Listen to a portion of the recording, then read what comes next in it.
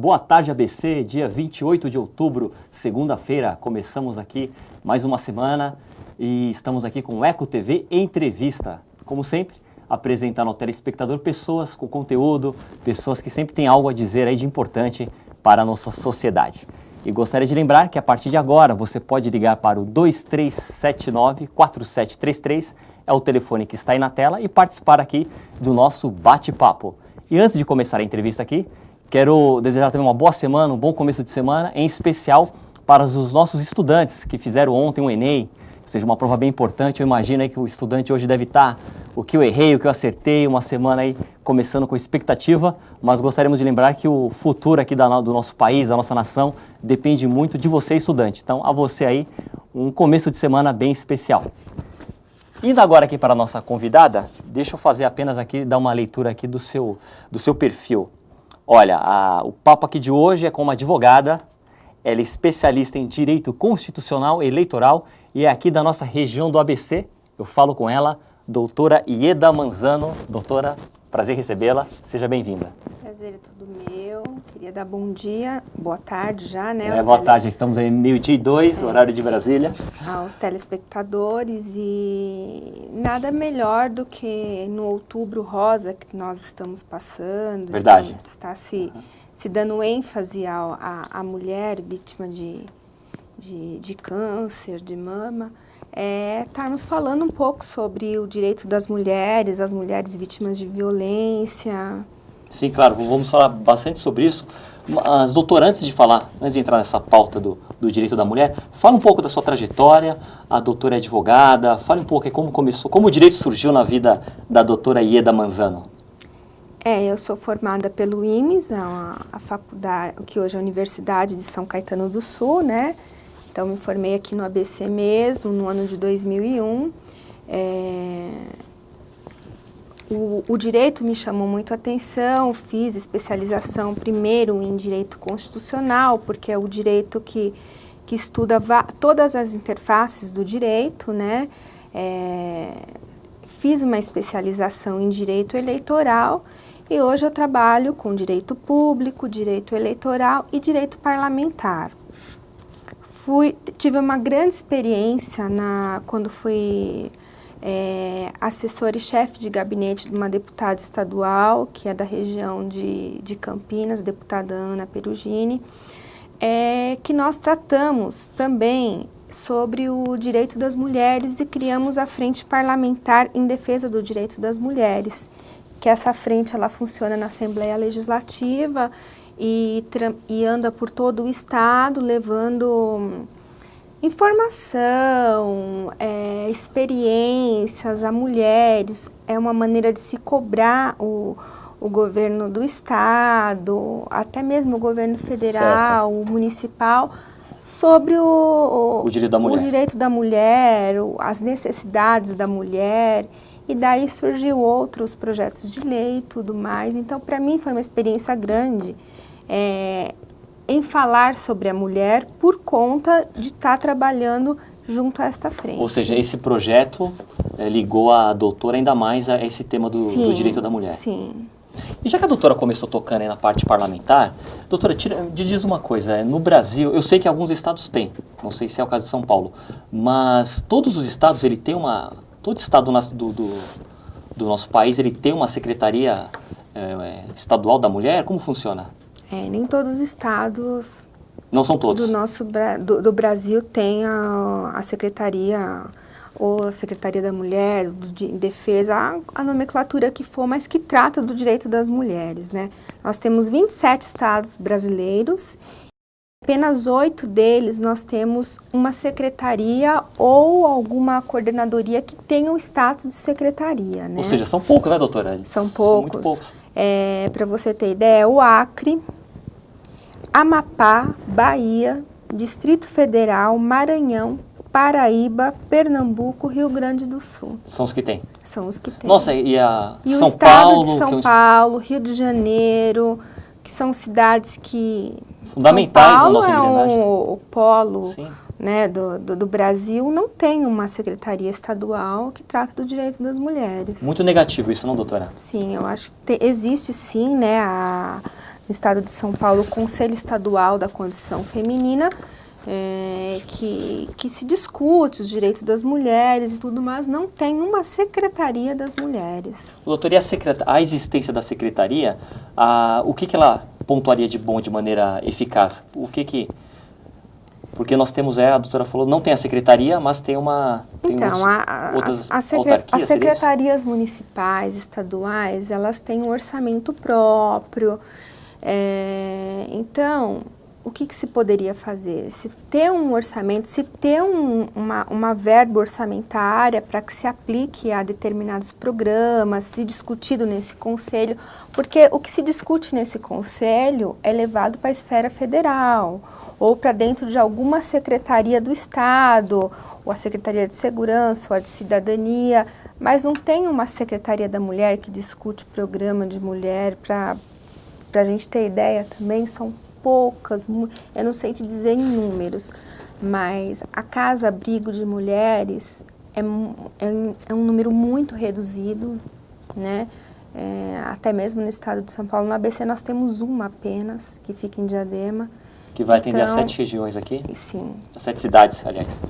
Então, e tem um número, né?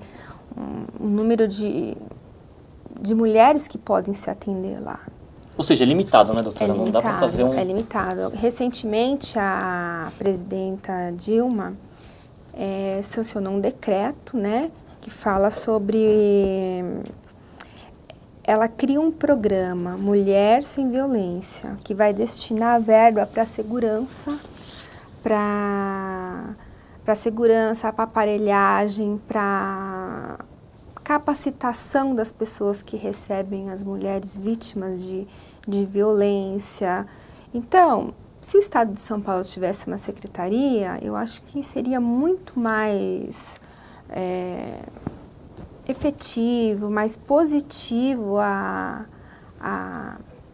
discussão. Claro. E a busca de projetos, né? Claro, com certeza. A doutora falou uma palavra aí que eu vou seguir a próxima pergunta na deixa da doutora. Aparelhagem. Antes de entrar de questionar mais o que orienta a lei, principalmente a Lei Maria da Penha, a nossa polícia, por exemplo, a mulher que chega hoje a um órgão policial e ela foi vítima, como é que está a aparelhagem do Estado, da polícia, para atender a mulher? Ela é bem atendida ou, na sua opinião, falta algo ainda? Olha, de uma forma geral, eu acho que a polícia do estado de São Paulo, não a polícia, mas a aparelhagem, o governo deixa a desejar em muitos aspectos. E quando nós vamos a uma delegacia especializada em direito das mulheres, o atendimento ele é diferenciado, mas eu acho que ainda falta alguma coisa. Podia ser melhor. Podia ser melhor. Falta o respeito, eu acho, o acolhimento da mulher em ser recebida, não digo pela delegada ou pelo escrivão, mas pela a primeira pessoa que recebe a mulher. Sabe, ela já tem que contar no balcão qual um resumo do que ela está passando, né? Aí disso ela vai para uma sala de espera para ser chamada, aí tem várias mulheres para serem atendidas, muitos lugares você espera com o agressor ali do seu lado, então... É uma coisa que eu acho que deve ser modificada. Tem que melhorar, né, doutora? Muito, muito. Tem que melhorar. Agora, voltando à parte especificamente a Lei Maria da Penha. O que ela orienta, doutora? Qual que é a orientação eficaz que essa lei ela leva até as vítimas?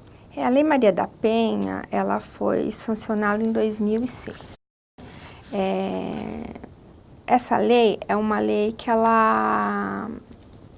que veio para erradicar realmente, de fato, a violência contra as mulheres. A gente percebe assim, ela é aplicada, não é? Hoje, ela é uma lei que tem um certo peso, porque as mulheres se pautam nela para ir até a delegacia, né? Então, eu sou vítima de uma violência eu fui vitimada, então... A Lei Maria da Penha, mas muitas não sabem sequer qual é o que a Lei Maria da Penha oferece para ela em benefício, né? Então eu acho que falta muito disso, falta informação para a mulher, né? Entendi. E antes de perguntar quais seriam esses benefícios, na sua opinião, na sua visão, como essa informação poderia chegar de uma melhor maneira para as mulheres? Seria mais um papel do Estado, de alguma secretaria? Como chegar essa informação? Então, hoje, eu acho que o Estado, o governo federal, a sociedade civil, o terceiro setor... Que é muito importante, né, a atuação dele. Que tem vários que cuidam dos direitos de defesa da mulher, levar isso para a mulher. Ou até mesmo a mulher vítima da agressão, ter uma informação precisa na onde ela for. Existem municípios que têm o centro de referência da mulher ou a casa de apoio da mulher, mas isso é muito difícil da gente tá identificando os municípios que tem. São raros os municípios que tem, né? Porque ali a mulher ela seria atendida de uma forma geral, e é isso que busca o decreto da presidenta, que a mulher vitimada vá até a casa de referência e lá ela tenha um acompanhamento do início ao fim. Ela seja amparada na sua denúncia, ela seja retirada do local da agressão, ela seja acolhida, ela seja dado a ela um amparo jurídico, um amparo psicológico e um amparo também socioeconômico, que é colocar essa mulher para o mercado de trabalho. Tudo isso ainda não tem, né, doutora? Só é um projeto. Sim. Está bem encaminhado? Como é que está esse projeto? Então, ele foi sancionado recentemente. O Estado de São Paulo, ele vai receber uma verba para estar realizando esse tipo esse programa. Eu não sei te dizer, mas me parece que foi 260, quase 270 bilhões destinado a esse programa que foi sancionado e vai trabalhar em vários estados que tem essa deficiência. Entendi. Doutora, mais uma vez, em cima dessa sua resposta, então, ou seja, esse programa ele é importante porque a lei contra a mulher, a lei de violência contra a mulher, ela tem um ciclo? Existe um ciclo, doutora? Então, nós conseguimos identificar um ciclo que a mulher passa pela violência, né? Primeiro, acho melhor a gente colocar quais são os tipos de violência que a mulher passa hoje em dia, né? Que não é só a violência física, né? Que a mulher ela apanha, ela é espancada. Não é só a violência física, né? Porque hoje a mulher pode ser espancada pelos seus agressores que praticam a violência, né? Mas não é só o apanhar, é o empurrar, é atirar objetos, estrangular, chutar, queimar, torturar. Isso é a violência física, né? Nós temos também a violência sexual, que muitas mulheres passam e sofrem e não sabem que estão passando, né? Que falam assim, o estupro ele é cometido por homens fora do convívio. Não, o companheiro da mulher, ele pode estar cometendo esse ato, o próprio crime. Companheiro? Sim, e o que ele faz? Ele força a mulher a ter relação sexual sem a vontade dela, né? Então, a mulher que está passando a mulher está doente, ou a mulher está dormindo, ou ele força a mulher a ter... Há muitos casos assim, doutora, registrado? Porque isso é... Então, há poucos casos registrados porque as mulheres não sabem que o marido ou o companheiro que está com ela, ele pode ser identificado como um agressor, como digamos de forma assim bem, um causador de um estupro a ela, né? Quando se fala de estupro, a gente pensa sempre essa informação realmente homem, é bem pertinente. No homem fora do convívio dela, sim, né? Não o marido, né? Sim, e eu estava lendo uma reportagem que muitos lugares estão se identificando esse tipo de violência quando a mulher procura o posto de saúde para pegar uma pílula do dia seguinte, ou em busca daquele tratamento contra o vírus HIV, que é aquele coquetel. Certo. Então, se consegue identificar, está conseguindo se identificar através disso. Muitas mulheres que vão buscar a pílula do dia seguinte são mulheres que têm uma relação estável ou são casadas e que, por uma série de razões, não querem ter mais ou não queriam naquele momento, né? Não foi respeitado a vontade não foi dela, respeitado. E aí está começando a se identificar por esse tipo de situação, a violência sexual, né? Nós temos também outro tipo de violência que também que ocorre de forma muito assim... Com frequência? Com frequência, que é a violência psicológica e moral, né? E a emocional. O que acontece é quando ela afeta a autoestima com palavras ofensivas, proíbe a mulher de estudar, trabalhar, se expressar, né, e manter uma vida social ativa. E ela vai além de ameaça, a violência psicológica. Né? Nós podemos dizer que a violência psicológica também é quando ocorrem intimidações, fazendo com que a vítima ela se sinta mal consigo mesmo, xingamentos, levá-la a pensar que ela é louca. Um abalo psicológico, sim, né, doutora? Criar uma confusão mental nela. Será que eu realmente sou culpada por estar passando por esse tipo de violência? Será que eu sou a culpada? A mulher consegue se colocar a culpa e a autoestima dela cai. E aí ela não consegue desenvolver outro tipo de coisas, né? Essa é uma forte questão que muitas mulheres também passam e não são levadas a uma delegacia, a um órgão, porque... Mas essa agressão psicológica, ela é mais difícil para ser...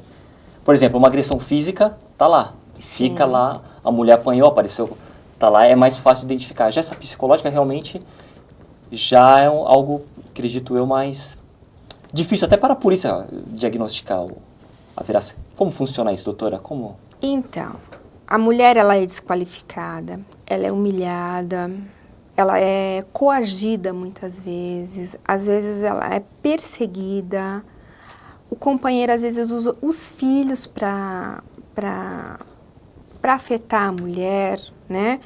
E faz chantagens, retém dinheiro. Então, isso muitas vezes não é levado para a delegacia. Certo. E, infelizmente, o que acontece, o que a gente vê, é a falta mesmo de preparo dos profissionais que recebem esse tipo de mulher, né? Porque geralmente a gente vê a violência como a violência física, o bater, Aquela agressão. Mas esse tipo de violência também tem um amparo legal e que merece sim ser denunciado e merece ser banido, né? Nós também temos mais dois tipos de violência, que é o patrimonial, né, onde qualquer ato que dificulta o acesso da vítima à sua autonomia. Então, muitas mulheres trabalham e chegam no final do mês, tem que entregar todo o dinheiro para o marido. Então, ela não tem uma autonomia financeira. Ela trabalha e o seu patrimônio é todo, que é o dinheiro que ela ganha do seu trabalho, é todo entregue para o companheiro, né? Ou ele retém talão de cheque, ele retém cartão da mulher. Então, qualquer forma que impede a mulher a ter a sua autonomia patrimonial ou a sua autonomia em relação ao dinheiro, esse tipo de coisa que também é um tipo de violência. Ô, doutora, deixa eu fazer uma observação. Mesmo com esse avanço feminino na nossa sociedade, do direito da mulher, que as bandeiras hoje eu acredito que estão aí com uma maior agitação, né? A bandeira feminina. Mesmo assim, tipo, casos como esse ainda são frequentes, doutora? São frequentes. E esses casos são mais frequentes em mulheres de classe social nível médio, tá? Porque a mulher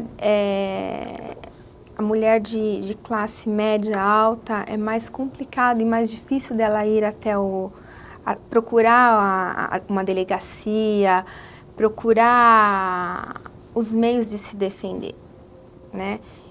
Mas isso acontece. Acontece com frequência. Acontece com frequência. Entendi. Por várias vezes eu já pude presenciar mulheres que não foram até a delegacia, mas se identificaram nesse tipo de violência em debates que nós estávamos e que depois, né, claro que elas não se expõem, mas elas chegam e falam, nossa, eu não sabia que isso era um tipo de violência e que eu posso ser protegida por esse tipo de violência. Entendi. Então a doutora tocou aí sexual, psicológica, patrimonial. Esse tipo de violência. E tem mais um, né, doutora? Tem mais um, que é a violência institucional. Institucional. Institucional.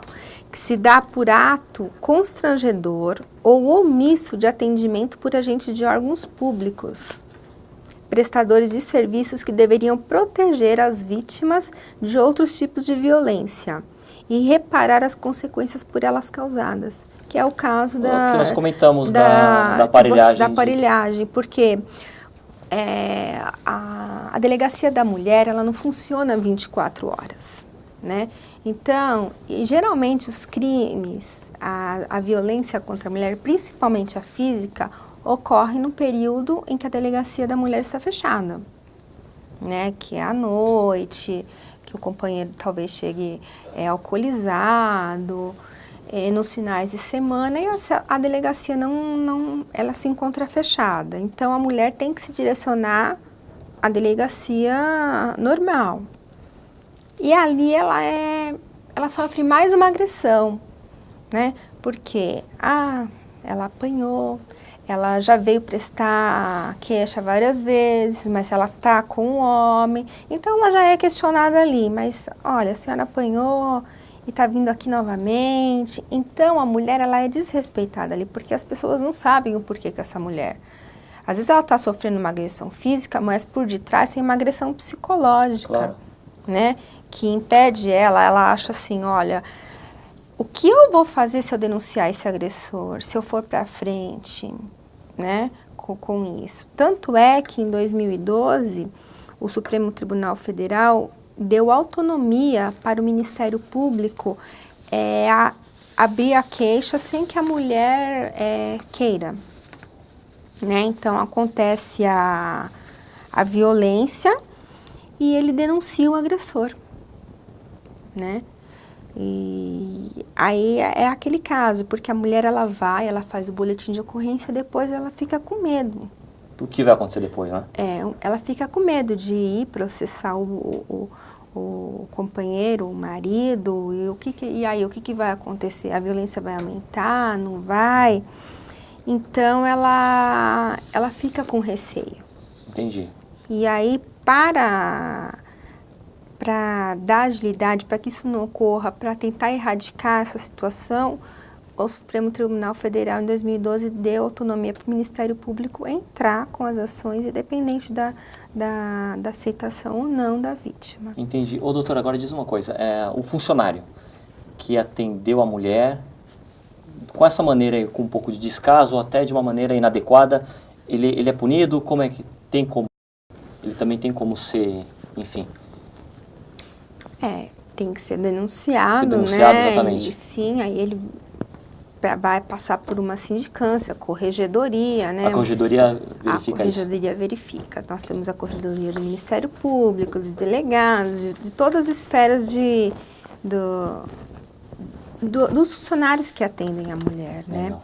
E aí você me perguntou sobre o ciclo, né, dessa violência. Sim.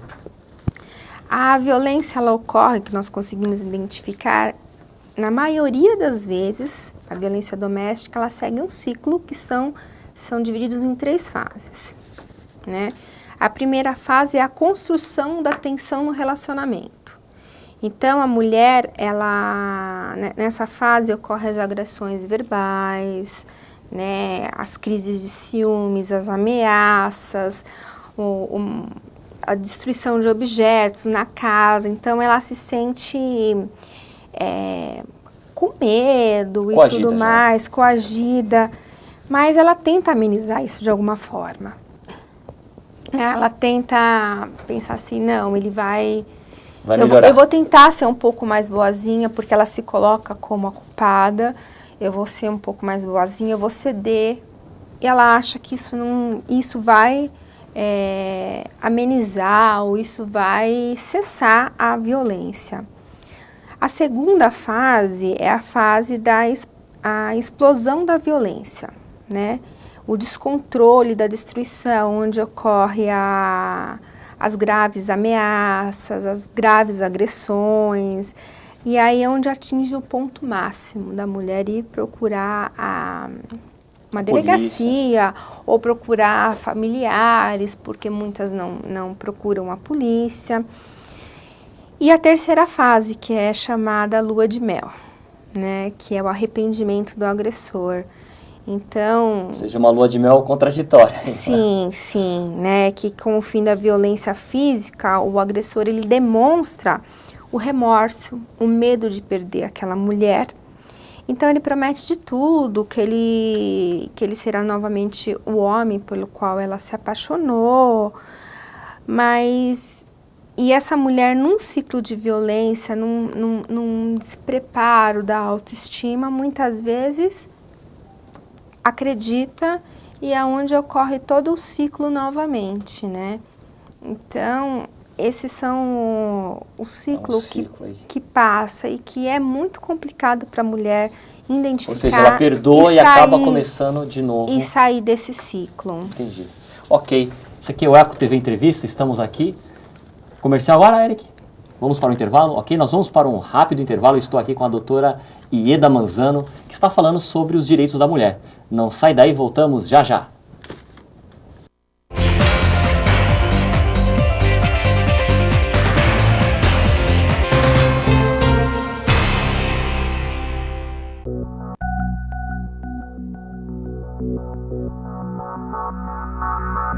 Quem ama chuva ajuda, quem ama agrada, a carinho e dá valor, dá valor. Quem ama cura, quem ama graça, não maltrata o seu amor. Quem ama chuva, quem ama agrada, a carinho e dá valor.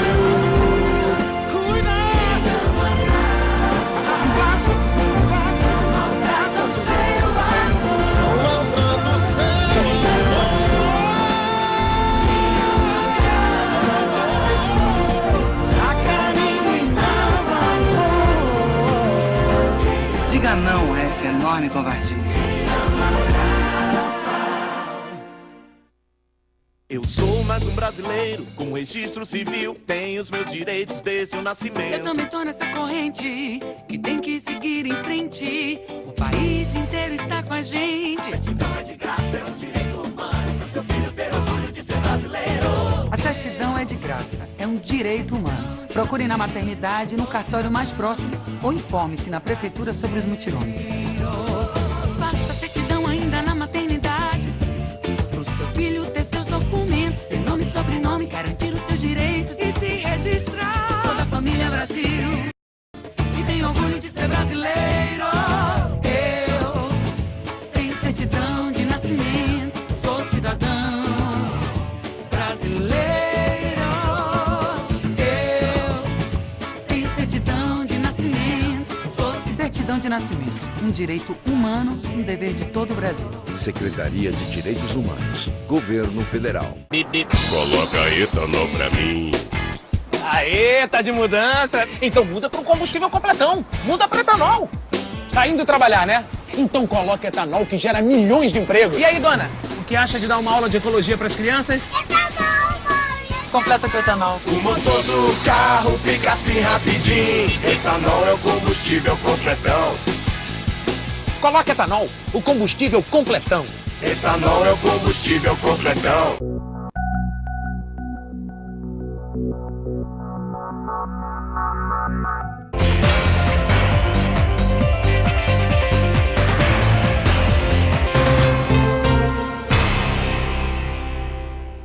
Ok, voltamos aqui com a doutora Ieda Manzano. Mas antes de continuar aqui nosso bate-papo, deixa eu apenas fazer um lembrete histórico, como sempre gosto de fazer aqui na volta do intervalo. Hoje é dia 28 de outubro, é dia do funcionário público, então aí um abraço a todos os funcionários públicos. E também fazer um outro lembrete histórico, que no dia 28 de outubro de 1636 era fundada a Universidade de Harvard. Aí, doutora, um dia então de datas históricas aqui, além, é claro, desse nosso bate-papo. Doutora, antes de voltar, eu tinha separado aqui acerca da prevenção, que eu acho também que é bem pertinente, mas nós recebemos 2 ligações aqui, então deixa eu até aproveitar aqui e já fazer as perguntas para a doutora. E lembrar que você pode participar aí, dá para soltar, Eric? 2379-4733, você liga e faz a sua pergunta aqui para a doutora Ieda Manzano. E a pergunta aqui é da Sônia Ruda, de Santo André. Fui vítima de agressão, mas não faço mais nenhuma denúncia, porque é muito burocrático e constrangedor. Por que isso, doutora? É o que pergunta aqui a Sônia Ruda. Bom, aquilo que nós já havíamos conversado, né? Falta preparação para os funcionários que recebem a mulher lá. Eu acho que essa pessoa, ela deve procurar, sim, a delegacia da mulher, saber como que está, porque muitas vezes é feito a denúncia, o boletim de ocorrência, mas ela não expressa a vontade dela em representar. Então, a mulher, depois que fez o boletim de ocorrência, ela tem 6 meses para ir até a delegacia e falar que se ela quer ou não representar. Então, é importante que se vá até a delegacia, diga que quer representar. Se não estiver satisfeita, procure a Defensoria Pública ou o Ministério Público para estar atuando na defesa, porque realmente alguns lugares deixam a desejar e a mulher, como ela, se sente agredida em mais uma vez ter que ir falar, né? Ela tem que explicar a situação dela na delegacia, depois se ela sofre uma agressão, ela tem que fazer um corpo de delito, aí ela é encaminhada a um hospital da cidade, aí lá ela tem que passar novamente pela situação de contar o que aconteceu, depois ela é encaminhada para o IML, e tudo isso ela tem que fazer sozinha, ela não tem um amparo nenhum para que ela faça isso. Isso é muito negativo, né, doutora? E muitas vezes a mulher já vitimada, já machucada, não só por fora, mas interiormente, ela desiste no meio do caminho, né? Então, eu acho que não se deve desistir, é burocrático, mas está cada vez buscando-se mais a desburocratizar esse tipo de situação. De atendimento, né, doutora? Exato. E eu acho que ela não deve desistir, não. Tem que se procurar mesmo os seus direitos. E, se for necessário, a Defensoria Pública, o Ministério Público, a OAB, que tem comissão que trata do direito das mulheres. Então, procurar a OAB, procurar um advogado para que a ampare. Se não tiver condições financeiras do Estado, o Estado nomeia, mas não dá para se ficar nessa situação, né? Ok. Doutora, nós temos aqui mais uma ligação. A Joana Silvério de Mauá, hoje se antecipou um pouco aqui da nossa pauta. Essa pergunta, não essa pergunta exatamente, mas a questão das empregadas domésticas, doutora, que é algo que vem tomando conta das mídias aí recentemente, né? É um assunto bem pertinente. Só que a Joana Silvério, como ela se antecipou em uma das nossas... O objetivo aqui também é atender o telespectador. Então, Joana, eu vou soltar sua pergunta agora, mas depois eu volto para a questão da Lei Maria da Penha e pretendo terminar um pouco falando sobre as domésticas. Mas vamos lá. Ela pergunta aqui, doutora, sou empregada doméstica e depois do PEC das empregadas, tive dificuldades para arrumar trabalho, ou seja, estou desempregada. Olha a situação, doutora. Qual a sua opinião sobre isso? A PEC veio para resguardar o direito, né, das empregadas domésticas, a fundo de garantia, uma série de direitos que antes ela não tinha. Alguns acham que ela já tá sendo aplicada, mas ela ainda está num período que não... Está mais se falando na mídia do que realmente sendo aplicada, né? Então, hoje, já as pessoas estão dispensando as empregadas domésticas e preferindo uma diarista ou pessoas que vá 2 vezes por semana, porque eu indo 2 vezes por semana não tenho todos os encargos que eu tenho na contratação de uma empregada doméstica, porque agora, com a PEC, quem trabalha mais de 3 vezes por semana, né, você tem que recolher fundo de garantia. O registro já era obrigatório, mas o fundo de garantia não. Mas isso onera em muito o patrão, digamos assim, né? O empregador. Então, muitas empregadas domésticas que estavam na irregularidade, da questão, que não eram registradas, é muito difícil uma empregada doméstica ser registrada hoje em dia. Ou seja, doutora, né? acabou sendo, na sua opinião, acabou sendo um tiro no pé ou não? Então, é complicado de se dizer. É um avanço, um avanço porque dá um direito para as empregadas domésticas, ela ampara as domésticas, só que ao mesmo tempo, para a pessoa que trabalha, os encargos trabalhistas são altos. Então, um pouco menos da metade, digamos, do que se paga para a empregada, você tem que colocar em encargos, né?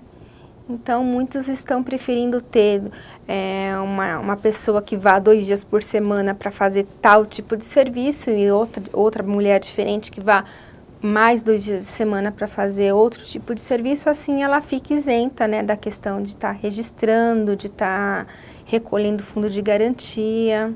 Entendi. Então, é uma questão que eu acho que ainda vai ser... A gente já vê que muitas pessoas estão dispensando as empregadas, que está sendo difícil dessas pessoas se colocarem no mercado de trabalho de doméstica, né? Mas vamos ver o que vai dar, vamos né? Vamos ver onde vamos chegar, né, doutora? Sim. Ok. Doutora, agora voltando um pouco aqui à questão da violência, nós íamos falar sobre a prevenção, antes de eu fazer a intervenção aqui com as perguntas. Então, prevenção, porque muitas vezes, apesar de ter algumas falhas, até por parte de apontar algumas falhas, enfim, por parte da polícia, no atendimento, a gente percebe muito que a própria mulher também, às vezes falta um pouco para ela a vontade também, como a própria doutora pontuou, há um ciclo. Sofreu demais, depois o marido vem, pede perdão, o agressor, e ela não faz a denúncia. Sua visão sobre isso, doutora? A meia-culpa aí da mulher, fale um pouco sobre isso. Então, a meia-culpa da mulher, eu acho que a mulher deve extinguir essa meia-culpa, né? Saber identificar qual tipo de violência que ela vem sofrendo, procurar os meios, as delegacias especializadas, ou se não tiver a delegacia especializada, procurar a delegacia, ou procurar os conselhos municipais da mulher, procurar entidades, a sociedade, o terceiro setor que trata e muitas vezes tem programa com o governo federal ou com o governo estadual em ações relacionadas à mulher. Então, se prevenir desse tipo de coisa, né? Aquela que muito se discute, a prevenção do local onde a mulher está, né?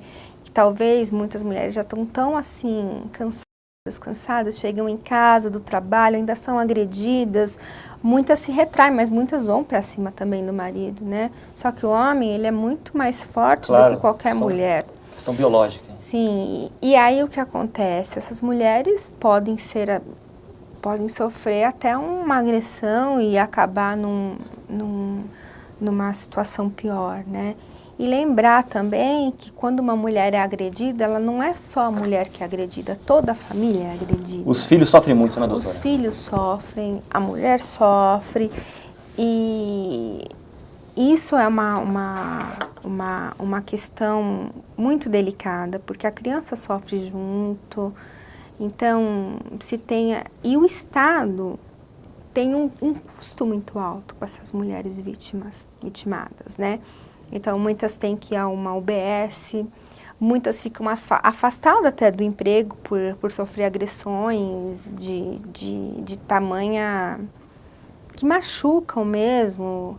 Gravidade, né, doutora? De alta gravidade, que tem que ficar afastada. E uma questão que me chamou a atenção é que o INSS está entrando com ações regressivas, cobrando dos agressores condenados sob a Lei Maria da Penha, né, os valores gastos com auxílio-doença, aposentadoria por invalidez e pensão por morte. Isso já é fato, já está acontecendo? Já está acontecendo.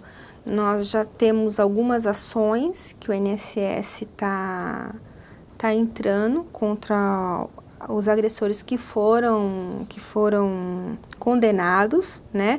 Porque a condenação vai até 3 anos. Se a pessoa, o homem, tem bons antecedentes, tem emprego fixo, residência, esses 3 anos, ele pode se conseguir diminuir. Então, às vezes fica preso, às vezes não fica. Mas aí, o que está se buscando?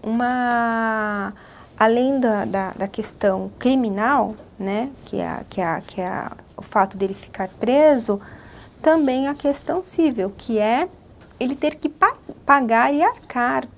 Isso é positivo, né, doutora? É positivo. Ótimo. É positivo, porque quando se mexe no bolso, né, da pessoa... Como diria Maquiavel, né? Mexeu no bolso, a história é outra. Então, eu vejo como sendo positivo isso, e juízes, inclusive uma decisão acho que é do Rio Grande do Sul, falando já condenando um agressor a que seja descontado dele o custo que o INSS teve em relação àquela mulher. Olha só. Doutora, em cima disso eu vou ilustrar uma história aqui. Aproveitando, seguindo a deixa da doutora. Condenação. A história seria a seguinte, o homem está preso, certo? E a mulher ela tem direito à pensão alimentícia. Só que ele está preso. O Estado, ele vai... Como funciona isso? O Estado dá algum amparo para essa mulher? Como que acontece? Esse cenário. Peguei de supetão aqui, doutora, apenas para dar um... Então, existe a questão que o Estado dá um amparo à mulher, né, que tem uma família, só que isso é muito difícil de ser comprovado, muito difícil de se Mesmo ele estando preso? Mesmo ele estando preso. O marido está preso, ou seja, a pessoa está presa, enfim. E a mulher, ou seja, ela fica sem, então... Ela fica sem a pensão. Fica sem a pensão, que deve-se à criança, no caso. Ele preso, ele não trabalha. Certo. Ou se ele for preso, estiver trabalhando, se há uma discussão, né? Se a mulher tem ou não, como se fazer essa busca dessa pensão, mas ele vai estar desempregado. É muito difícil de se provar, de se conquistar isso, mas existe uma lacuna que o Estado dá um amparo para essa mulher. É uma lacuna, não é algo... É uma lacuna, não é... Ou seja, pode acontecer, quando é lacuna, pode acontecer, pode não acontecer? Pode acontecer, como pode não acontecer, depende muito da situação financeira e da situação socioeconômica que a mulher se encontra, né? Mas aí, geralmente, ela é colocada em vários tipos de programas que se tem, né? Para tentar amenizar essa situação para a criança, né? Mas é uma situação muito complicada, porque o homem está preso, né? Complicado. Doutora, seguindo aí essa ideia de historinhas aqui para ilustrar os questionamentos, o relacionamento acabou, certo? Acabou, o amor acabou, não tem mais nada. Mesmo assim, a agressão continua. A Lei Maria da Penha fica nessa amplitude? Como que funciona isso? Sim, a Lei Maria da Penha, ela ampara a mulher vítima de violência, né? Então, o companheiro, o ex-companheiro ou ex-marido, ele entra sim na questão da Lei Maria da Penha, né? Porque muitos não aceitam o fim do relacionamento e aí começa a violência. Quantas mulheres, né, são vítimas de violência e levadas até mesmo à morte após o término de um relacionamento, né? Então, é aplicada sim a Lei Maria da Penha a esses casos também. Não precisa necessariamente do agressor estar convivendo com a mulher, né? Ele pode estar longe, ele pode ser um ex-marido, um ex-namorado, né? Ou qualquer homem que venha estar causando esse tipo de constrangimento para a mulher, esse tipo de violência para a mulher, né? Digamos que o patrão que causa uma violência psicológica com a mulher, ela está causando, é um tipo de violência, e ele cai também na Lei Maria da Penha, né? Fora outras esferas, que tem o assédio, né? Que se pode ser classificado também no âmbito profissional. E uma outra situação que eu acho importante a gente colocar é que existe hoje o número 180, que foi instituído pela Secretaria de Políticas Públicas para as Mulheres, né? Onde ele funciona de segunda a domingo, funciona 24 horas e dá todo o suporte para a mulher, né? No que ela tem que fazer, qual é o meio que ela deve procurar, de amparo à mulher vítima. Então, a mulher pode, a pessoa agredida, ela pode estar ligando, e também, hoje em dia, não é mais só a mulher que pode ir lá e oferecer a denúncia. No 180, qualquer pessoa, um vizinho ou alguém da família que está sentindo que aquela mulher está sendo agredida ou passando por algum tipo de violência, Pode denunciar. Pode denunciar. E não é necessário se identificar, não é obrigatório identificação. Basta passar os dados da pessoa que está sofrendo agressão, o endereço, o nome do agressor, e aí é tomada as devidas providências. Mas é muito importante falar isso, né? Claro. Porque muitas vezes o vizinho, principalmente em apartamento, ou se não em lugares próximos, casas próximas, ouvem a briga, presenciam a briga, mas acham que estão ali presos. Ou se eles vão denunciar, que eles serão identificados, pode sofrer represárias e tudo mais. Então, é importante a sociedade saber que qualquer um pode efetuar a denúncia, né? Não serão identificados, e que isso talvez é muito importante para aquela mulher que não tem a coragem, sofre por não conseguir ir até uma delegacia dizer o que está acontecendo com ela. Entendi. Ô, doutor, agora, por favor, me corrija se a minha observação for errada. Por exemplo, a pessoa ligou, certo? Ela percebe que a sua vizinha está com esses problemas, ligou, fez a denúncia. Porém, se a polícia chega no local e a mulher, quando recebe, ela fala, não, aqui não está acontecendo nada, eu estou bem, foi por água abaixo toda...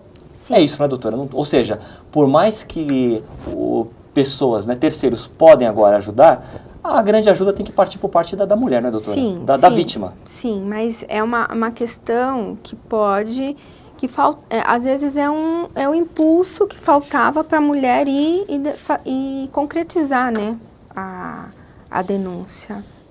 E até eu levantei aqui os dados de uma pesquisa realizada pelo Data Popular e o Instituto Patrícia Galvão, que é um instituto que trata de questões relacionadas à mulher, que revela uma fonte de preocupação da sociedade com a violência da mulher doméstica. Então, a grande preocupação da sociedade contra a violência das mulheres são os assassinatos de mulheres por parceiros ou ex-parceiros, né? E nessa pesquisa fala que 7 em cada 10 entrevistados considera que os brasileiros sofrem mais violência dentro de casa do que em local público, né? que 98% da população conhecem a Lei Maria da Penha, 69% acreditam que a violência não ocorre apenas em famílias pobres, 56% conhecem um homem que já agrediu a sua parceira, é um número expressivo. Bem alto, hein? E 85% concordam que mulheres que denunciam seus parceiros correm mais risco de sofrer o assassinato. Isso é um número Quem foi significativo. A fonte da pesquisa? Qual foi a pesquisa? Foi o Instituto? Foi feito pelo Data Popular e Data pelo Popular. Instituto Patrícia Galvão. Números Isso aí bem... é um número preocupante, porque Preocupantes. 85% concordam que mulheres que vá fazer a queixas, elas podem sofrer o assassinato, né? E 50% da população considera que a forma como a justiça pune não reduz a violência contra a mulher. Então, também muito preocupante, doutora. E 86% acreditam que mulheres que passaram a denunciar mais os casos de violência doméstica após a Lei Maria da Penha. Então, elas acreditam, né, que a Lei Maria da Penha funciona, 86%. É um número significativo, mas, de certa forma, os outros números são preocupantes também, né? Muito preocupantes, hein? Doutor, e até para acrescentar esses números, ilustrar melhor, tem aqui mais uma ligação. Estou aqui com a ligação da Neuza Inácio de Santo André. Ilustra bem isso aí, doutor. Olha aqui, ó.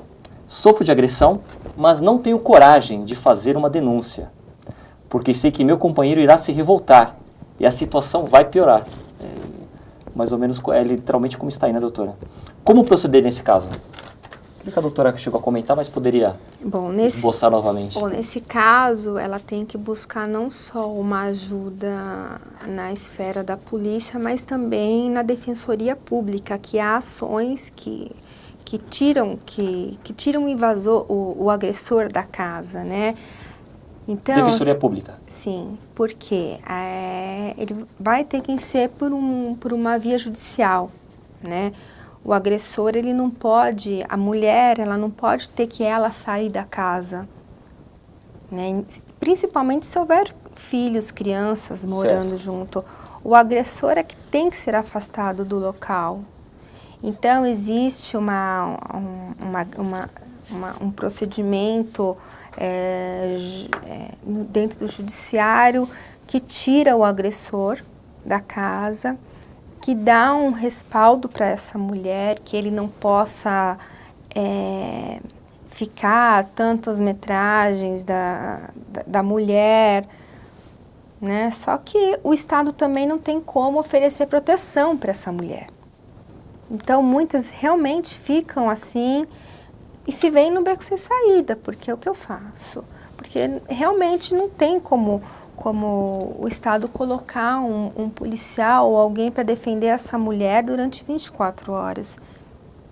Então, infelizmente, isso que ela relata é uma situação complicada, é uma situação que a gente percebe que isso acontece. E o que se faz, né? É procurar a Defensoria Pública, procurar a delegacia, tentar, não sei de que forma, mas eles são muito experientes na conversa, no trato com o agressor. Não é porque ela vai lá e vai denunciar que ele vai ser preso. Não, se tem todo se chama ele lá, se tenta saber o porquê, sabe? Como resolver, né? Isso, chama ele, coloca ele para a realidade, o que ele pode sofrer se essas agressões continuarem. Então, não é porque a mulher vai lá denunciar que ela vai ser presa. E tem que ser colocado, né? Eu me resguardei o meu direito fazendo o boletim de ocorrência. Então, o direito da mulher está resguardado. Né? Se amanhã ela sofrer uma agressão maior ou sofrer um assassinato, sabe quem foi, né? Mas o mais importante é que isso não ocorra, claro, né? Doutora, essa ação da Defensoria Pública me parece bastante plausível. Agora, só uma pergunta aqui, meio capciosa. Em termos de É demorado? Como que é, em termos dos prazos? Acionou a Defensoria Pública? Como tem sido feita essa ação da Defensoria? Demora muito, não? Um prazo normal do nosso jurídico? Às vezes não costuma demorar, porque é um caso que está ocorrendo de uma gravidade que a mulher está correndo um risco, né, de morte. Então, geralmente, se consegue uma liminar para que esse agressor saia da casa e depois se julga o processo, se de fato vai sair ou não, se vai haver separação ou não, mas se consegue antecipar. Se tem uma tutela, né, para que não cause um mal maior, então que essa mulher ela seja resguardada, amparada. Entendi. Doutora, estamos caminhando aí para o final do programa. Uma pergunta aqui, uma reflexão final, já que falamos tanto aqui sobre o direito da mulher. Estamos em avanço ou retrocesso, doutora Ieda Manzano? Como é que está o direito da mulher no Brasil? Eu acho que nós estamos num avanço. Avanço? Num avanço, porque se a gente retroceder, a mulher antes não podia votar, a mulher era impedida de dirigir, se colocava para a mulher qual era a atividade profissional que ela devia seguir. Hoje em dia nós vemos mulheres que são engenheiras, mulheres dirigindo ônibus, metrôs. Então, eu acho que nós estamos caminhando para um avanço e espero que cada dia mais a mulher seja respeitada e colocada como no nível de igualdade, uma igualdade que ela é discutida, mas claro, caminhe para sempre o melhor. Ok, doutora Ieda, muito obrigado pela sua participação. Espero que o telespectador aí de casa também tenha gostado. Esse aqui foi o Eco TV Entrevista. Hoje eu vou ficar devendo a minha frase de reflexão. Acabei esquecendo, doutor, acho que faz parte da correria do começo de semana. Mas esse aqui foi o Eco TV Entrevista. Estivemos aqui com a doutora Ieda Manzano, que falou sobre os direitos da mulher. Então esse aqui é o Eco TV Entrevista. Ficamos por aqui e você fique aí, porque agora na sequência vem o Eco Documenta, Eric, exatamente, o Eco Documenta. Olha, um documentário, 27 minutos, aí, 30 minutos, bem bacana, sobre a inauguração do Golden Square Shopping de São Bernardo na semana passada. Nós estivemos lá e registramos. Você fica com esse registro aí agora.